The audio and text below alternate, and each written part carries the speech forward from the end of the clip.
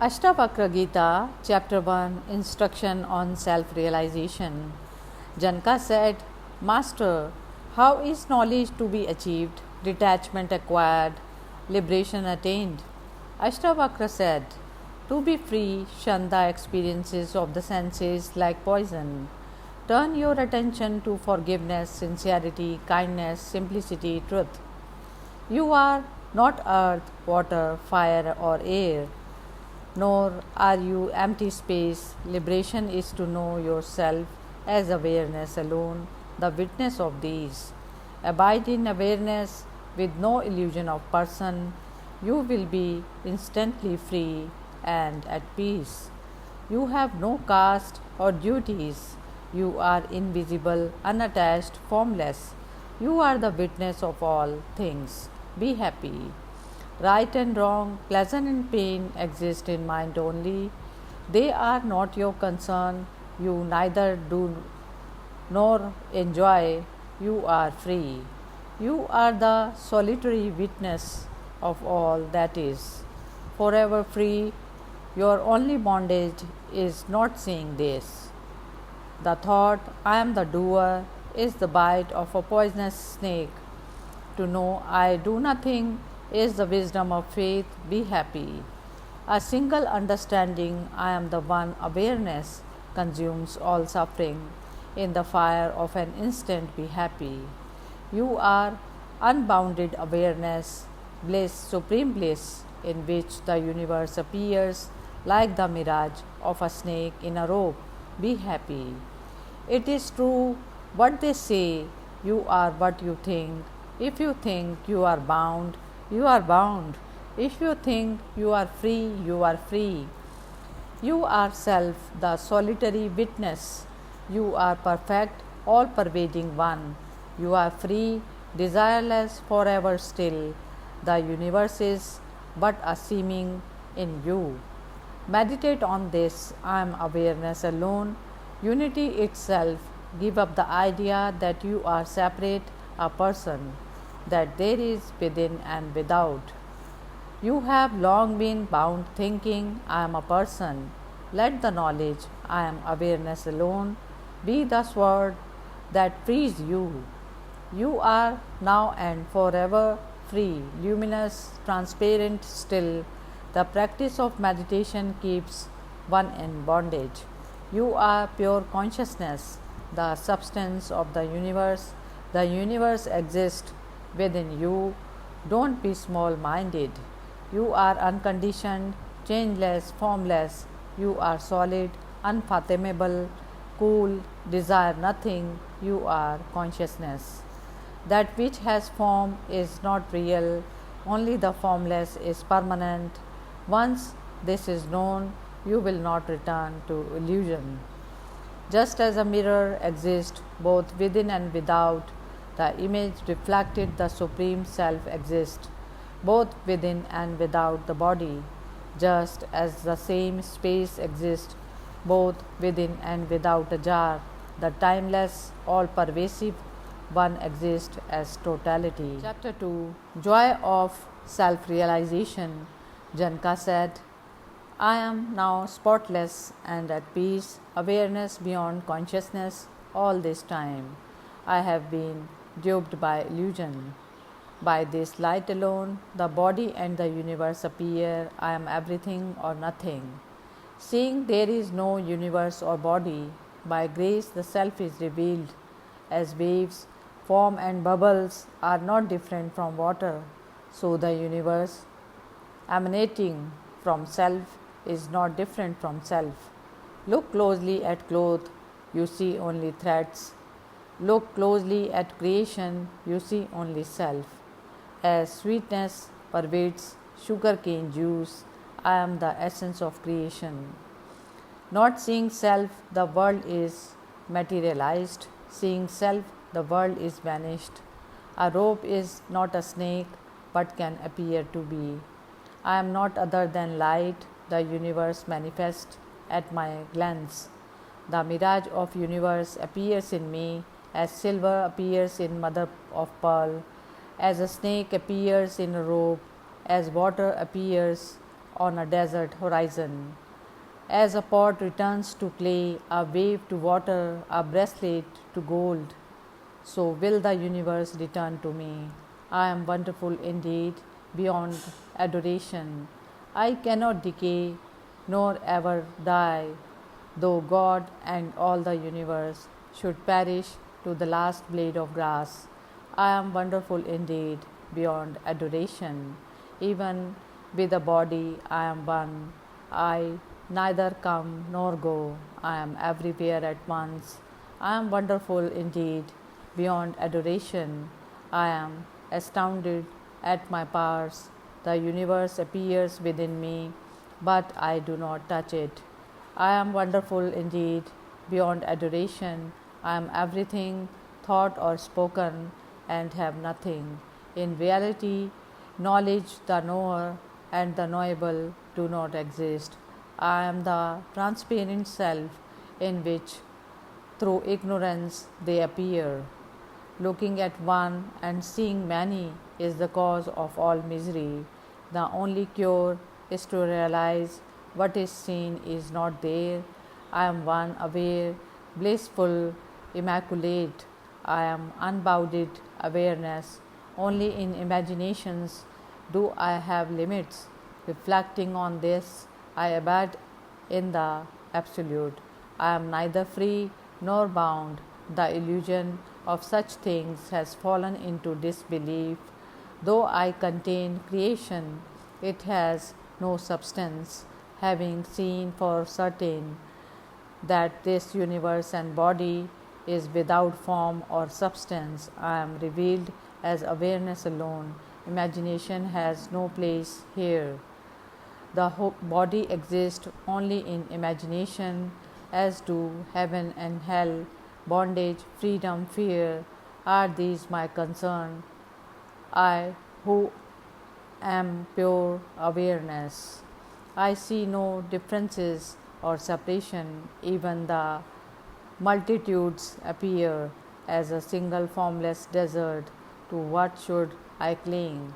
I am not the body. I am not have a body. I am awareness, not a person. My thirst for life bound me to a seeming of life. In the limitless ocean of myself, the winds of the mind roil the myriad waves of the world. But when the wind subsides in the limitless ocean, the ark of personhood is swallowed up along with the universe it carries. And how wonderful it is! In the limitless ocean of myself, waves of beings arises, collide, play for a time, then disappear as is their nature. Chapter 3. Test of Self-Realization. Ashtavakra said, having realized yourself as one, being serene and indestructible, why do you desire wealth? Just as imagining silver in mother of pearl causes greed to arise, so does ignorance of self cause desire for illusion. Having realized yourself as that in which the waves of the world rise and fall, why do you run around in turmoil? Having realized yourself as pure awareness, as beautiful beyond description, how can you remain a slave to lust? It is strange that in a sage who has realized self in all and all in self, this sense of ownership should continue. Strange that one abiding in the absolute, intent on freedom, should be vulnerable to lust and weakened by amorous pastimes.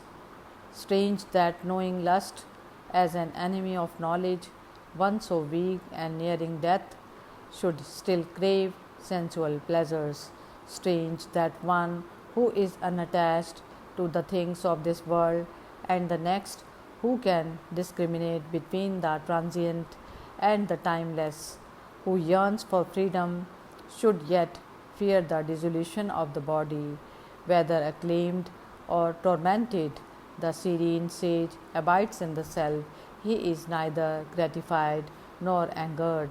A great soul witnesses his body's actions as if they were another's. How can praise or blame disturb him?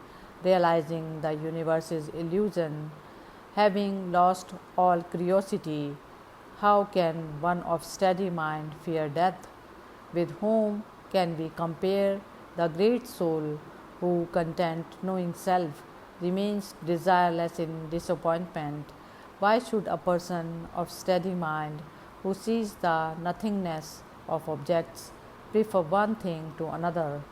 He who is unattached, untouched by opposites, free of desire, experiences neither pleasure nor pain or events pass through.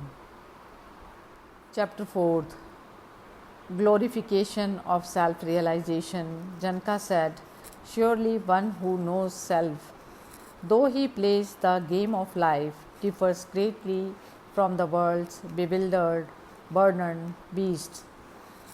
Truly the yogi feels no elation, though he abides in the exalted state yearned for by Indra and all the discontented gods. Surely one who knows that is not touched by virtue or vice, just as space is not touched by smoke, though it seems to be. Who can prevent the great soul who knows the universe as self from living life as it comes?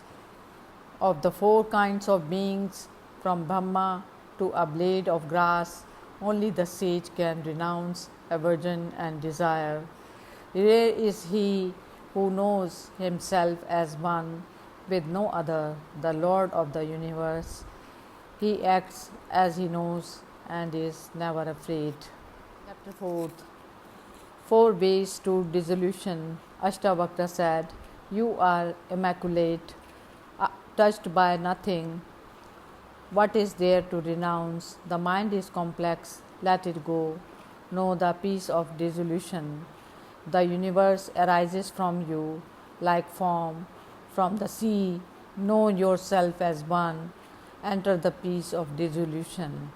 Like an imagined snake in a rope, the universe appears to exist in the immaculate self, but doesn't.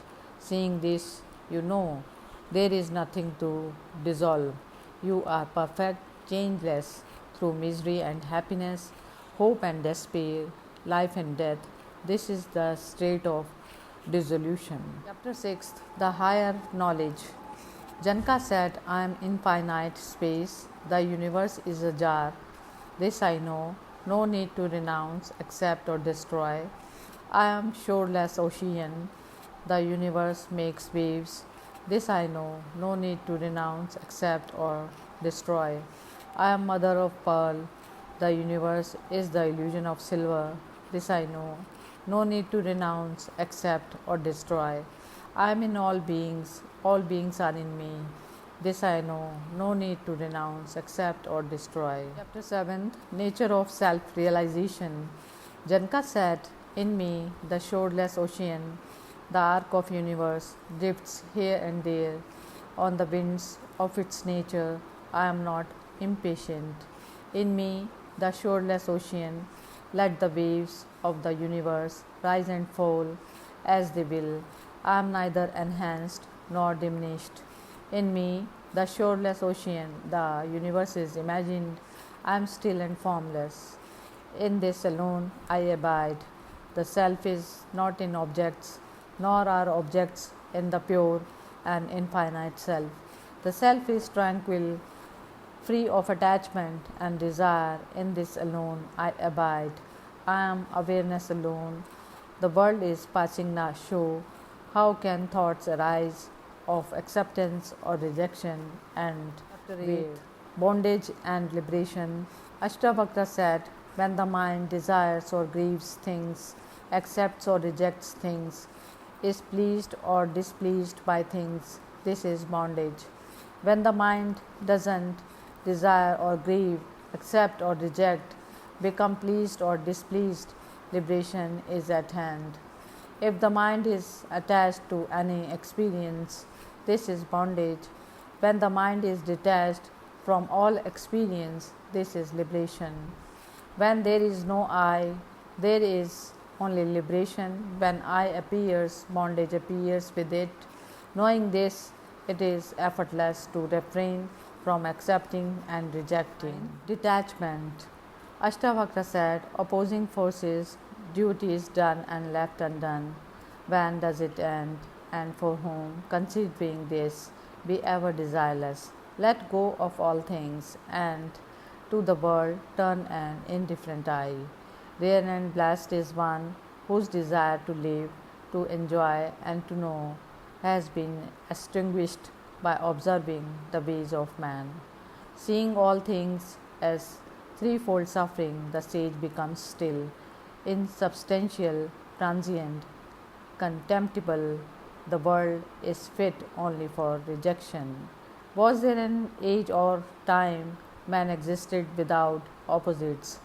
Leave the opposite behind, be content with what comes perfection. The greatest seers, saints, and yogis agree on very little. Seeing this, who could not be indifferent to knowledge and become still? One who, through worldly indifference, through serenity and reason, sees his true nature and escapes illusion. Is he not a true teacher? In the myriad forms of the universe, see the primal element alone. You will be instantly free and abide in self. Desire creates the world, renounce it, renounce desires, and you renounce the world. Now you may live as you are. Chapter 10. Quietude. Ashtavakra said, give up desire, which is the enemy, give up prosperity, which is the born of mischief, and good works, be indifferent. Look upon friends, lands, wealth, houses, wives, gifts, and all apparent good fortune as a passing show, as a dream lasting 3 to 5 days. Where there is desire, there is the world. Be firm in non attachment, be free of desire, be happy. Bondage and desire are the same. Destroy desire and be free. Only by detaching from the world does one joyfully realize self. You are one, awareness itself. The universe is neither aware nor does it exist. Even ignorance is unreal. What is left to know? Attached as you have been to kingdoms, sons, wives, bodies, pleasures, life after life, still they are now lost forever. Prosperity, pleasure, pious deeds enough. In the dreary forest of the world, the mind finds no rest. For how many lifetimes you have done hard and painful labor with body, mind, and speech. It is time to stop. Chapter 11th. Wisdom. Ashtavakra said, existence, non-existence, change, this is the nature of things. Realizing this, stillness, serenity, and bliss naturally follow. One who knows for certain that self creates all and is alone becomes still, desireless, unattached. One who knows for certain that adversity and success come and go in obedience to destiny becomes content. He neither desires nor gives. One who knows for certain that births and death, happiness and misery come and go in obedience to destiny sees nothing to accomplish. He engages in non-action and in action remains unattached. One who has realized that only by caring is misery caused in the world becomes free, happy, serene, desireless. I am not the body, nor is the body my possession. I am awareness itself. One who realizes this for certain has no memory of things done or left undone. There is only the Absolute. From Brahma to the last blade of grass, I alone exist. One who knows this for certain becomes immaculate, serene, unconflicted, attainment has no meaning. One who knows for certain that this manifold and wonderful universe is nothing becomes desireless awareness and abides in the stillness of nothing. Chapter 12. Abiding in the Self. Janka said, becoming first intolerant of action, then of excessive speech, then of thought itself, I come to be here. Neither sounds nor other sense perceptions attract my attention. Even the self is unperceived. The mind is free, undistracted, one pointed, and here I am. Effort is required to concentrate a distracted mind, superimposed with illusion. Knowing this, I remain here. Nothing to reject, nothing to accept, no joy, no sorrow. Lord, God, I am here. The four stages of life, life without stages, meditation, renunciation, objects of mind, nothing but distractions. I am forever here. Doing and non doing both arise from ignorance. I know this and I am here. Thinking of the unthinkable one unavoidably conjures thought. I choose no thought and remain here. Blessed is he who attains this by effort. Blessed is he who is such by nature. Chapter 13. Happiness. Janka said the tranquil state of knowing self alone is rare, even among those who own but a loincloth. I therefore neither renounce nor accept, and I am happy. The body is strained by practices, the tongue tires of scripture, the mind numbs with meditation. Detached from all this, I live as I am. Realizing that nothing is done, I do what comes and am happy. Yogis who preach either effort or non effort are still attached to the body. I neither disassociate nor associate with any of that, and I am happy. I have nothing to gain or lose by standing, walking, or sitting down. So, whether I stand, walk, or sit, I am happy. I do not lose by sleeping, nor attain by effort, not thinking in terms of loss or gain. I am happy.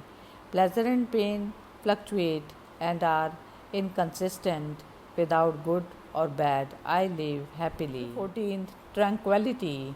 Janka said, though appearing asleep like other men, one whose interest in the world is exhausted, whose mind has been emptied, who thinks only by inadvertence, is in reality awake. When desire has melted, how can there be wealth or friends or the seduction of senses? What use is scripture and knowledge? I have realized the Supreme Self, the witness, the one. I am indifferent to bondage and freedom. I have no need for liberation. The inner condition of one who is devoid of doubt, yet moves among creatures of illusion, can only be known by those like him. Chapter 15. Knowledge of the Self. Ashtavakra said, a man of open intuition may realize the self upon hearing a casual instruction, while a man of cluttered intellect inquires, bewildered for a lifetime. Aversion to the world's offerings is liberation. Attraction to the world's offerings is the suffering of bondage. This is the truth. Now do as you please. This knowledge of truth turns an eloquent, wise, and active man mute, empty, and inert. Lovers of the world therefore shun it. You are not the body, you do not have a body, you neither do nor enjoy. You are awareness only, the timeless witness. You are free, go in happiness. Attachment and aversion are attributes of the mind. You are not the mind, you are consciousness itself, changeless, undivided, free, go in happiness. Realize self in all, and all in self. Be free of personality, personal identity, and the sense of mind. Be happy. You are that in which the universe appears, like waves appearing in the ocean. You are consciousness itself. No need to worry. Have faith, my son, have faith. You are awareness alone, the self, the one. You are the Lord of nature. The body is made of worldly stuff. It comes, it lingers, it goes. The self neither comes nor goes, yet remains. Why mourn the body? If the body lasts until the end of time or perishes today, is there gain or loss for you? You who are awareness, let the waves of the universe rise and fall as they will. You have nothing to gain or lose. You are the ocean. You are the substance of consciousness. The world is you. Who is it that thinks he can accept or reject it? And where does he stand? In you who are one, immaculate, still awareness. From where can birth, action, or a separate person arise?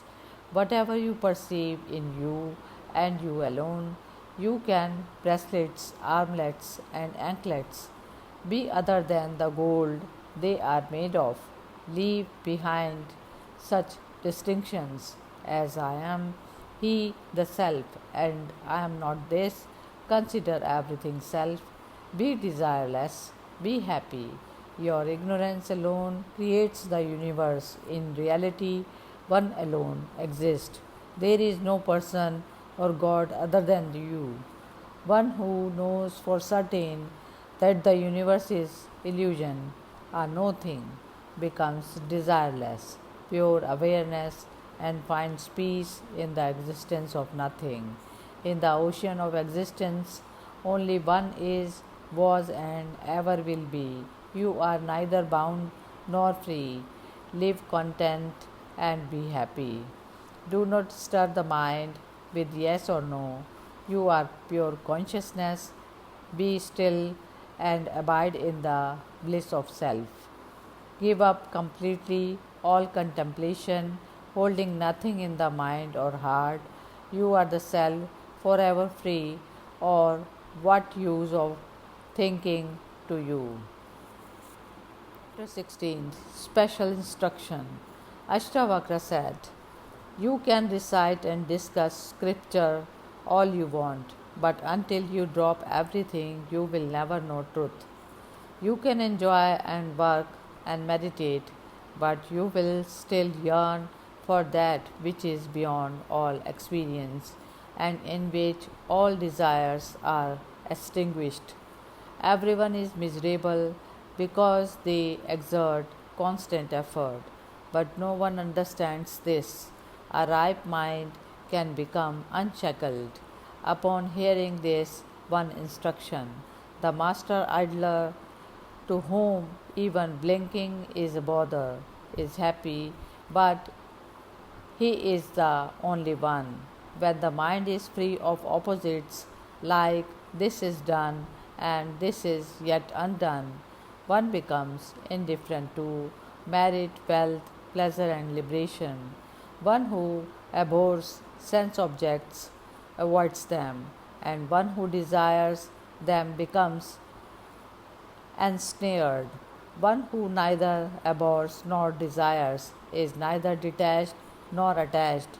As long as there is desire, which is the absence of discrimination, there will be attachment and non attachment.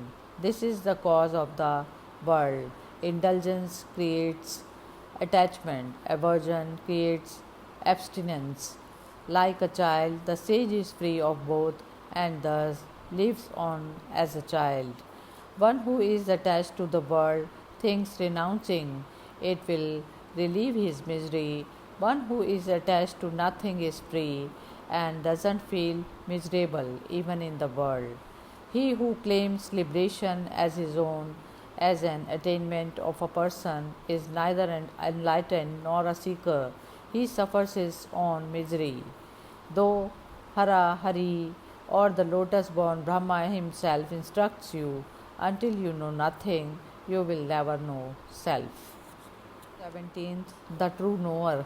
Ashtavakra said, one has attained knowledge and reaped the fruits of yoga, who is content, purified of attachments, and at home in solitude.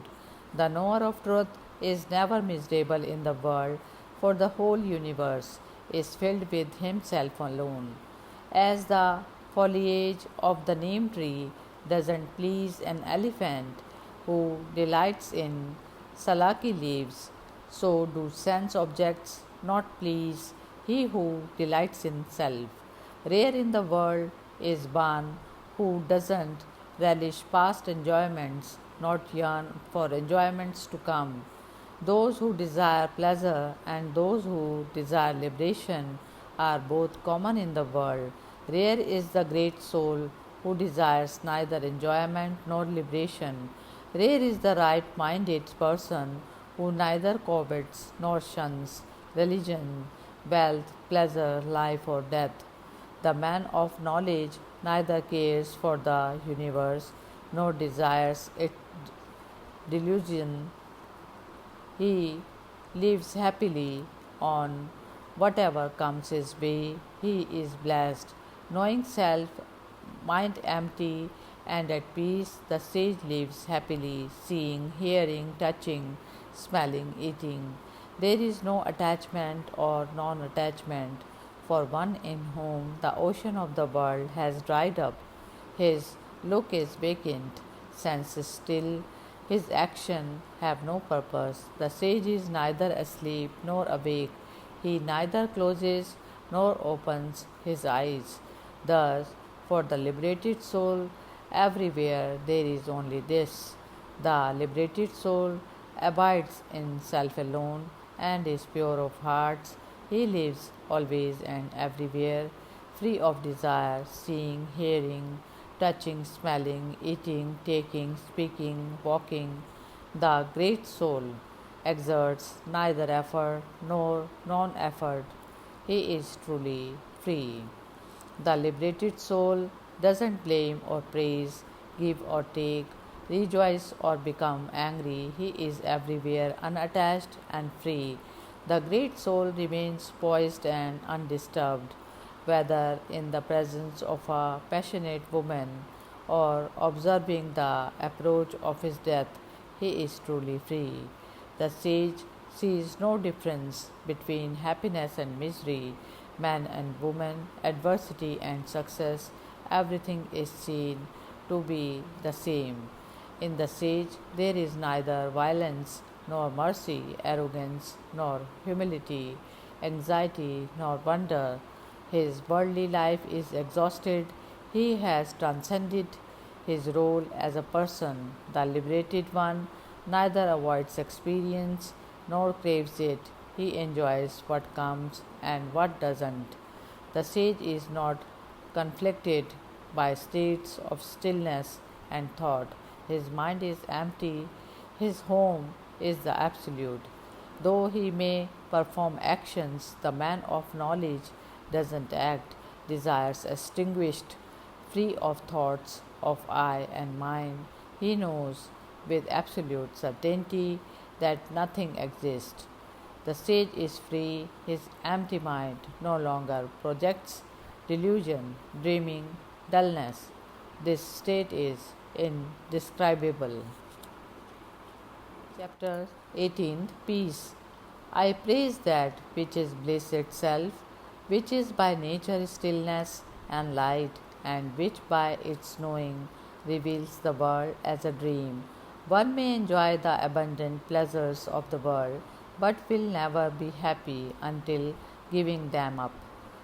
How can one whose innermost heart has been scorched by the sun of sorrow that comes from duty be happy until the sweet rain of torrential stillness? The universe is but a thought in consciousness. In reality, it is nothing. One who sees the true nature of existence and non existence never ceases to exist. The self, which is absolute, effortless, timeless, immaculate, is without limits, and at no distance from you, you are forever it. For those whose vision becomes unclouded, illusion evaporates, and the self becomes known. All sorrow is instantly dispelled. Seeing everything is imagination, knowing the self as timelessly free, the sage lives as a child, knowing himself as absolute, knowing existence and non existence to be imagination only. What is there for the desireless one to learn, say, or do, knowing for certain that all is self? The sage has no trace of thoughts such as I am this and I am not that. The yogi who finds stillness is neither distracted nor focused. He knows neither pleasure nor pain. Ignorance dispelled, he is free of knowing heaven or poverty, gain or loss, society or solitude.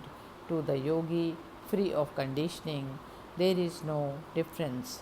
Religious merit, sensory pleasure, worldly prosperity, discrimination between this and that, these have no significance to the yogi free of opposites such as I do this and this I do not. The yogi who is liberated while living has no duties in this world, no attachments in his heart, his life proceeds without him. For the great soul who abides beyond desire, where is illusion? Where is the universe? Where is meditation on that? Where even is liberation from them? He who sees the world may try to renounce it, but what can the desireless one do? He sees there is nothing to see. He who has seen the Supreme Brahma thinks I am Brahma, but he who has transcended all thought, what can he think? He knows no other than self. He achieves self control. He sees his own distraction, but the great soul is not distracted. He has nothing to achieve. He has nothing to do. The man of knowledge may live as an ordinary man, but he is not. He sees he is neither focused nor distracted and finds no fault with himself. He who is beyond existence and non existence, who is by satisfied, free of desire, does nothing, though the world may see him in motion. The wise one is not disturbed or troubled by action or inactivity. He lives happily, doing whatever he gets done. Like a leaf in the wind, the liberated one is untethered from life, desireless, independent, free. For one who has transcended the world, there is no joy or sorrow. With a stilled mind, he lives on with no body. No one who knows self, whose mind is serene and spotless, doesn't desire to give up anything, nor does he miss what is not there. His mind being in a natural state of emptiness, the wise one knows nothing of honor and dishonor. He does what comes to be done. One who acts knowing this is done by the body, nor by I, pure self, indeed does nothing, no matter how much acting takes place. The liberated one acts without claiming to be acting, but he is no fool. He is blessed and happy, even though in the world, having had enough of the endless workings of the mind, the wise one comes to rest. He neither thinks nor knows, nor hears nor sees. Beyond stillness, beyond distraction, the great soul thinks nothing of liberation or bondage. Having seen the universe is void, even though it seems to exist, he is God. He who believes he is a person is constantly acting, even when the body is at rest. The sage knows he is not a person and therefore does nothing, even when the body is in motion. The mind of the liberated one is neither troubled nor pleased. It is actionless, motionless, desireless, and free of doubt. The liberated one doesn't exert effort to meditate or act. Action and meditation just happen. Hearing ultimate truth, the dull witted man is bewildered. The wise man, hearing truth, retreats within and appears dull witted. The ignorant practice meditation and no thought. The wise, like man in deep sleep, do nothing. The ignorant man finds no peace either by effort or non effort. The wise man by truth alone is stilled. Though they are by nature self alone, pure intelligence, love, and perfection, though they transcend the universe and are clearness itself, man of the world will not see this, though meditation and practices. The ignorant man will never be liberated by his repetitious practices. Blessed is he who, by simple understanding, enters timeless freedom. Because he desires to know God, the ignorant man can never become that. The wise man is God because he is free of desire and knows nothing. Unable to stand steady and eager for salvation, the ignorant perpetuate the illusion of world, seeing the world as the source of all misery. The wise cut it off at the root. The fool thinks peace comes by controlling the mind. He will never attain it. The wise one knows truth and is stillness itself. For he who thinks knowledge is things and ideas, how can there be self knowledge? The wise do not see separate things, only the timeless self. The fool tries to control the mind with the mind. What folly! The wise one delights in self alone. There is no mind to master. Some believe in existence, others believe nothing exists. Rare is the one who believes nothing and is never confused. Weak intellectuals may believe the self is one without other, but being mired in illusion, they do not actually know self, so live out their live in misery. The mind of one seeking liberation depends on things for perfection. The mind of the liberated one perceives no thing and is free of desire. Timid men fear sensory experience much as they do tigers. They seek refuge in caves and try to unthink the world. Sensory experience are like elephant who, upon encountering a desireless man, see him as a lion. They immediately turn on their heels, or if unable to escape, stay on to flatter and serve him.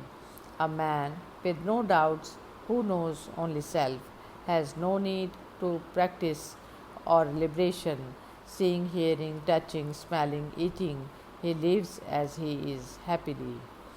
One whose mind is emptied and unconflicted by the mere hearing of truth, see nothing to do, nothing to avoid, nothing to warrant his indifference.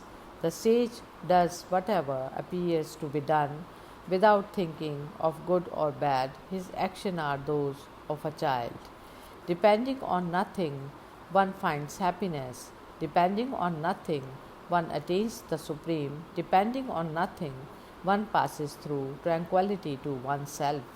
When one realizes he is neither the actor nor the one who watches, the mind storm is stilled. The action of sages, free of pretense and motive, shine like clear light, not so those of the deluded seeker who affects a peaceful demeanor while remaining firmly attached. Unbounded, unfettered from the projection of mind, the wise are free to play and enjoy, to retire to mountain caves, whether honoring a spiritual scholar, a god, or holy stream, whether seeing a desirable woman, a king, or beloved friend. The heart of the sage is unmoved. Though his servants, sons, wives, daughters, grandchildren, and all his relatives ridicule and despise him. The yogi is undismayed. Though pleased, he is not pleasured. Though pained, he doesn't suffer. This wonderful state is understood only by those like him. The belief in duty creates a relative world for its performance. The wise one knows himself to be formless, timeless, or pervasive, immaculate, and thus transcends duty the world. Even doing nothing, the dull one is anxious and distracted. Even amidst great action, the wise one remains still. Even in practical life, the wise one remains happy, happy to sit, happy to sleep, happy to move about, happy to speak, happy to eat. Because he knows self, the wise one is not disrupted by practical life. He is deep and still, like a vast lake. He is not like ordinary people. His sorrows have vanished. For the deluded one, even rest is an activity. For the wise, even action bears the fruit of stillness. The deluded one is often adverse to the things of his life. To one with no thought for body, attachment and aversion have no meaning. The deluded mind is caught up in thinking and not thinking, though the mind of the wise one may think what thoughts come, he is not aware of it. The sage sees nothing being done even when performed by his hands. Like a child, he is pure and acts without reason. Blessed indeed is he who knows himself, though seeing, hearing, touching, smelling, eating, he never desires nor changes. For one who is void and changeless, where is the world and its imaginings? Where is the end? Where is the possibility of it? Glorious indeed is he who, free of desire, embodies bliss itself. He has become absorbed in self. In short, the great soul who has realized truth is free of desire, enjoyment, and liberation. In all of space and time, he is attached to nothing. What remains for one who is consciousness itself, who sees the non existence of a phenomenal world created by the mere thought of a name? Peace is natural for one who knows for certain nothing exists, who sees appearances are illusion, to whom the inexpressible is apparent. Rules of conduct, detachment, renunciation, asceticism, what are these to one who sees the unreality of things, who is the light of awareness? How can there be joy or sorrow, bondage or liberation for one who perceives non existence and lights the infinite? Until self realization, illusion prevails. The sage lives without thought of I or mine. His connection to illusion is severed. What is knowledge? What is the universe? What are thoughts like? I am the body, or the body is mine. The sage is imperishable and sorrowless. He is the self alone. When a weak man gives up meditation, he falls prey to whims and desires. Even hearing truth, the man of dull intellect holds on to illusion. Though effort and suppression, he may appear outwardly composed, but inside he craves the world. Though others may see him working, the sage does nothing. Knowledge has banished effort. He finds no reason to do or say. The sage is fearless, unassailable, no darkness, no light, nothing to lose, nothing. Patience, discrimination, even fearlessness. What use are these to the yogi? His nature cannot be described. He is not a person. No heaven, no hell, no liberation for the living. In short, consciousness is void. What more can he said?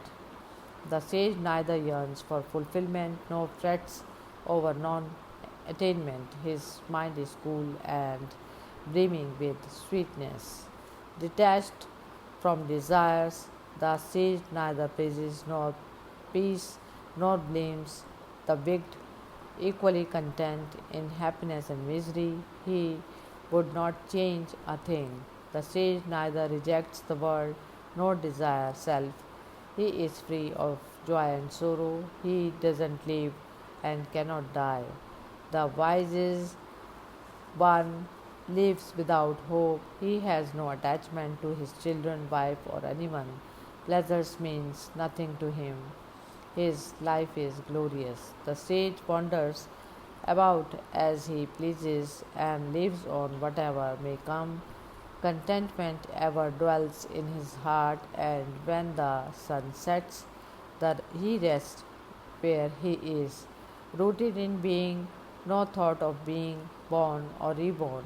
The great soul is indifferent to the death or birth of the body. The wise one stands alone, caring for nothing, bereft of possessions. He goes where he will, unhindered by opposites. His thoughts rant asunder.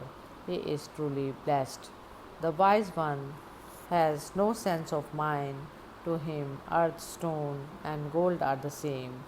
The notes of his heart have unravelled. He knows neither ignorance nor sorrow. He is excellent in every way. The liberated soul has no desire in his heart. He is content and indifferent. He has no equal. Only one free of desire knows nothing to knowing, says nothing needs saying, sees nothing to see.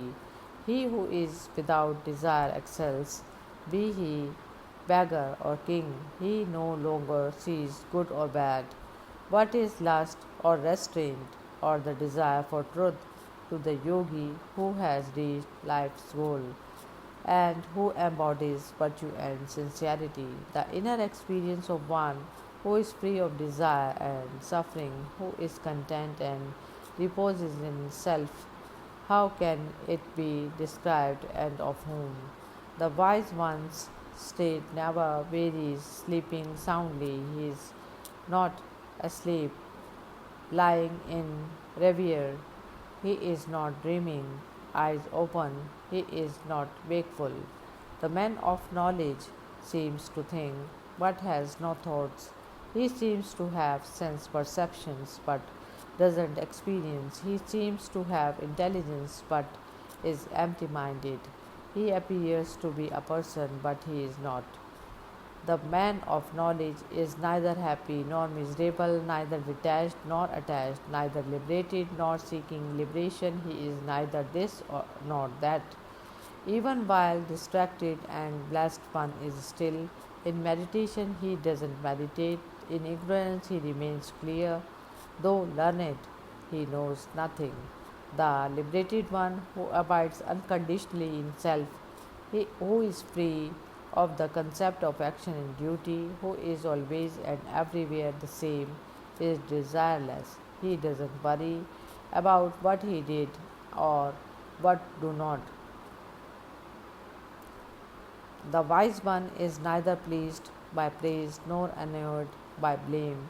He neither rejoices in life nor fears death. One of tranquil mind seeks neither crowds nor wilderness.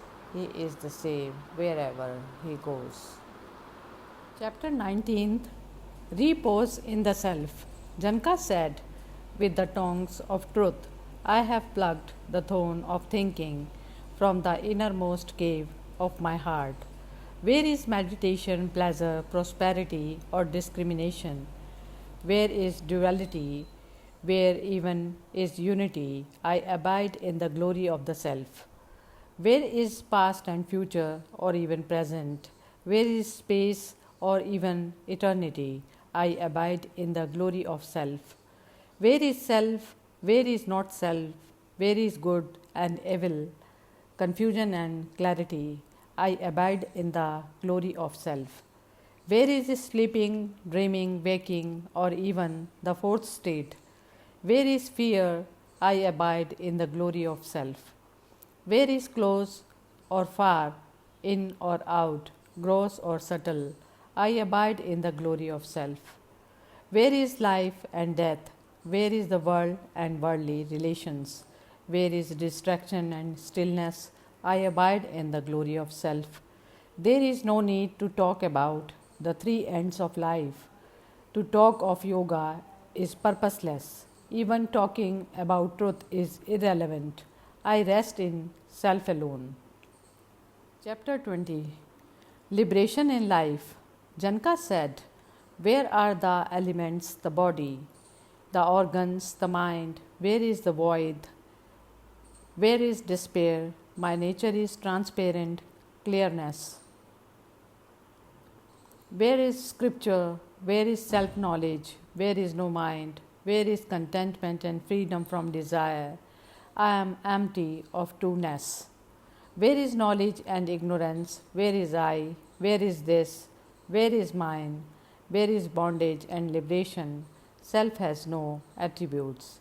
Where is the unfolding of karma? Where is liberation in life or even liberation at death? There is only one. Where is the doer or enjoyer? Where is the origin or end of thought? Where is direct or reflected knowledge? There is no person here. Where is the world? Where is the seeker of liberation? Where is the contemplative? Where is the man of knowledge? Where is the soul in bondage? Where is the liberated soul? My nature is unity.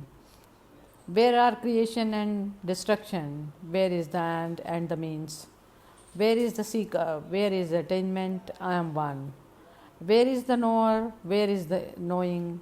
Where is the known or knowledge itself? Where is anything? Where is nothing?